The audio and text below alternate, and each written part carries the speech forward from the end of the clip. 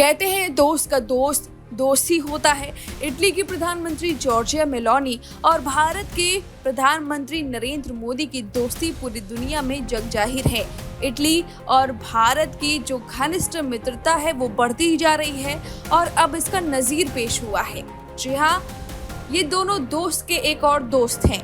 जी हाँ, प्रधानमंत्री मोदी की अच्छी खासी दोस्ती रूस से भी है, यानी पुतिन से भी है, और यही बात मेलोनी को भी पता है। और जहां तक हमने आपको बताया कि दोस्त का दोस्त दोस्त होता है, उसी तरह से मेलोनी ने भारत के दोस्त पुतिन का साथ दिया है। जी हाँ, मेलोनी ने पूरी दुनिया के सामने रूस के लिए स्टैंड लिया है। आखिर ऐसा क्यों?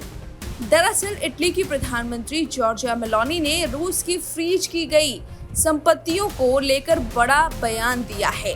मेलोनी ने एक तरह से यूरोपीय संघ को चेतावनी दी है कि रूसी संपत्तियों को लेकर कोई भी कदम अंतर्राष्ट्रीय नियमों के तहत ही उठाना चाहिए। दरअसल रूस और यूक्रेन में जंग जारी है और इस बीच इटली के प्रधानमंत्री जॉर्जिया मेलोनी ने इस जंग को लेकर बड़ी बात कही है। मेलोनी ने यूरोपीय संघ EU को रूस की फ्रीज संपत्ति के इस्तेमाल पर चेतावनी दी है। इटली के प्रधानमंत्री मेलोनी ने साफ कहा है कि यूरोपीय संघ को रूस पर दबाव बढ़ाना चाहिए, लेकिन ऐसे किसी भी योजना से बचना चाहिए या अमल नहीं करना चाहिए जिसमें रूस की फ्रीज संपत्ति के इस्तेमाल की बात हो। मेलोनी ने यह बयान यूरोपीय परिषद के ब्रसेल में होने वाले शिखर सम्मेलन से पहले दिया है। उन्होंने कहा कि रूस की संपत्ति का इस्तेमाल अंतर्राष्ट्रीय कानून का उल्लंघन होगा। दरअसल यूरोपीय आयोग ने प्रस्ताव रखा कि यूरोपीय संघ में फ्रीज की गई लगभग 210 अरब यूरो की संपत्तियों से 2026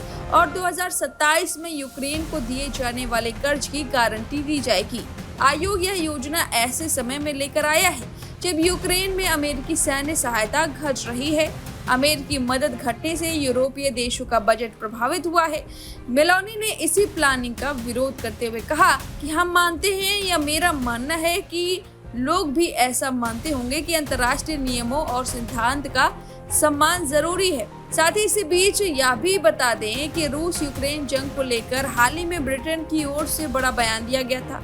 ब्रिटेन ने कहा था कि वो यूक्रेन में अपनी सेना भेजने के लिए तैयार है। ब्रिटेन के इस कदम के बाद माना जा रहा था कि अन्य यूरोपीय देश भी ऐसा कर सकते हैं, लेकिन इटली के प्रधानमंत्री मेलोनी ने अपना रुख साफ कर दिया। मेलोनी ने साफ कहा कि उनके सैनिक यूक्रेन नहीं जाएंगे। आपको बता दें कि अंतर्राष्ट्रीय कानून के तहत किसी संप्रभु देश की संपत्तियों को जब्त करना बैन है। कई यूरोपीय देशों, यूरोपीय सेंट्रल बैंक, अंतर्राष्ट्रीय मुद्रा कोष IMF का मानना है कि नियम का उल्लंघन नहीं किया जा सकता।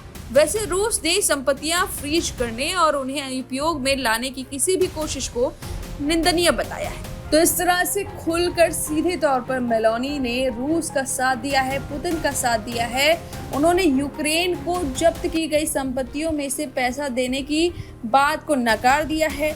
ब्रिटेन जो सैनिक भेज रहा है यूक्रेन में, लेकिन इटली अपने सैनिक यूक्रेन नहीं भेजेगा।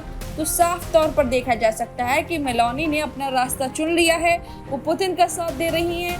पुतिन प्रधानमंत्री मोदी के अच्छे खासे दोस्त हैं। ये तीनों तिकड़ी कहीं ना कहीं इंटरलिंक हो रही है। इन तीनों का डिसीजन सामने आ रहा है और इसी वजह से एक बार फिर से मेलोनी की बहुत तारीफ हो रही है, खासकर एशिया में। अब इस पूरी खबर पर आपकी जो भी राय है हमें कमेंट करके जरूर बताएं।